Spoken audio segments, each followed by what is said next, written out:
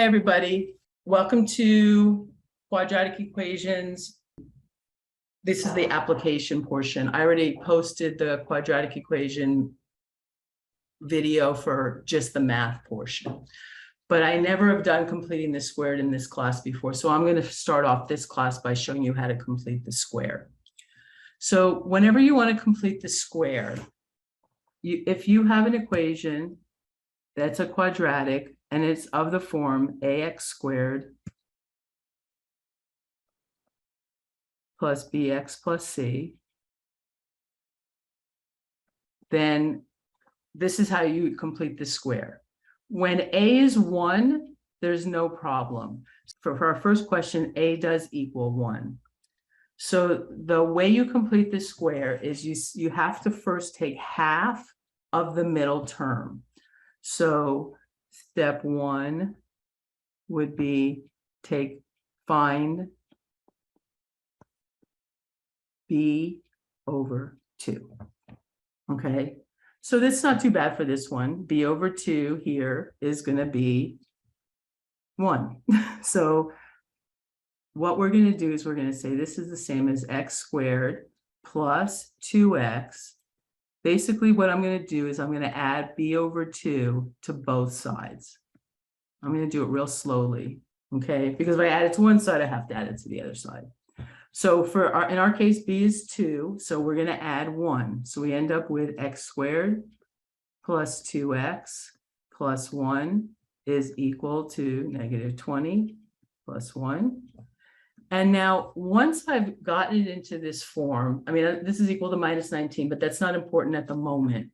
What you're going to do here is basically you're going to put x, and then the sign is going to depend on what is going to depend on this sign right here. So if that's plus, I'm going to have a plus. If that's negative, I'm going to have a negative, because the last term is always going to be positive. Because if we square the middle term, it's always going to be positive. So what we're going to always have is x plus or minus, depending on that sign, b over 2. Quantity squared. That's actually what we're trying to do, is get to that point. So in our case, that's going to be x plus 1 squared equals negative 19. So that's what's called completing the square. I've actually completed the square. Now, once I do this, I can actually solve for x. But unfortunately, this problem I'm going to have to take the square root of both sides, and we're not really working on complex numbers yet. So that's okay. I'm sure you've all seen it. If you haven't, that's okay. I'm going to finish this problem. We're going to do another problem, but this is going to have a complex solution. So what I need to do is take the square root of both sides.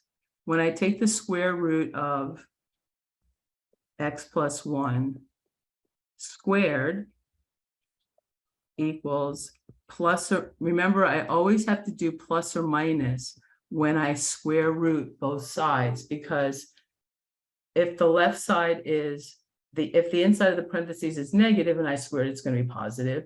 And if it's positive, if I squared, it's going to be positive. So I have to show both ways.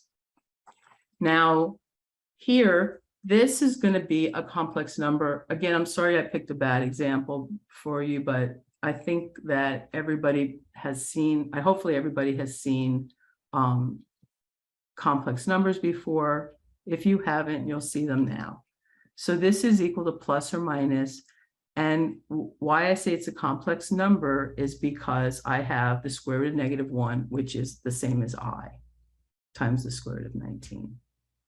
Okay, so now I'm going to just finish this off by saying that the square root and the square cancel, and I end up with x plus 1 is equal to plus or minus I times the square root of 19. I subtract 1 from both sides, and I get x equals -1 plus or minus I times the square root of 19. So I've now been able to, using complete the square, solve my quadratic equation. Okay. Also, if you notice, this is real similar to the quadratic formula that most of you have memorized. This is where the this comes basically from the quadratic formula. Maybe at the end, I might show you a little bit of a proof about why it works, but I think for right now, I'm just going to continue on, and I'm not sure anybody's really interested in why it works. So that would be the solution. I've now found the two solutions I have. So if it asks me what x equals, I can say x is equal to -1 plus I times the square root of 19, or x equals -1 minus I times the square root of 19. Okay. Now that worked great because my A was already 1. In our next equation, we have to do a little bit of work because, first of all, I have the constant on the same side as the squared. I have the n on the other side. And what I want is to have the variables on one side and the constant on the other. So the first thing I'm going to do is I'm going to move everything around. And I'm going to say this equals 9n squared plus 18n. I'm going to add 18n to both sides. And then I'm going to subtract 79 from both sides. And that would give me equals -79. Okay. Now here I can see that A is no longer 1. What do I do? Well, what I have to do is factor out that 9. So go across here and I say this is the same as 9 times n squared plus 2n equals -79. And then I can divide both sides by 9. And of course, again, I have a negative. So both problems that I picked are going to have a complex solution. The problem that I do for our class will not. So when we get to it in our class, you won't see any complex solutions. So let's continue. This gives me n squared, because these 9's cancel. Now I have n squared plus 2n equals -79 over 9. Okay, done. Now I have really the exact form that I need. And this looks very similar to the last problem because half of the middle term. So we're going to find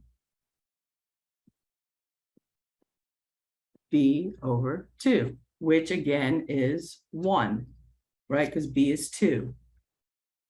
So we're going to rewrite this as n squared plus 2n plus b over 2, like I showed you before, which we said is 1 squared.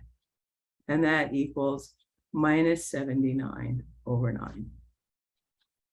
And then again, we have the exact same problem. We have n plus 1. This is always going to be b over 2. Whatever the b over 2 is, it's going to be this number. And then we're going to square it, equals -79 over 9. And then again, exactly the same thing we did before. We're taking the square root of both sides. This is, since I added 1 to the left side, I have to also add it to the right side. Then I take the square root of both sides. And what do I get? I get n plus 1 is equal to plus or minus. Don't forget the plus or minus. That's a really easy thing to forget. And I'm going to turn the 1 into 9/9. And then when I add them together, I get -70 over 9. Again, I'm solving for n. So I get n is equal to plus or minus the square root of -70 over 9 minus 1. Okay, So from here, we're going to just continue on. We have n equals plus or minus, and that -1 is not under the radical. So but we do have a negative number. So we're going to say that's I times the square root of 70. And I'll do it slowly in case anybody has a problem with the actual algebra of this. But if you have the square root of a square root, you can separate them. And why do I want to separate them? Because if I do, then I now have I times the square root of 70 over 3. And so we now have our two solutions. N equals -1 plus I times the square root of 70 over 3. And n equals -1 minus I times the square root of 70 over 3. And so we've now solved our equation. And we solved it using completing the square.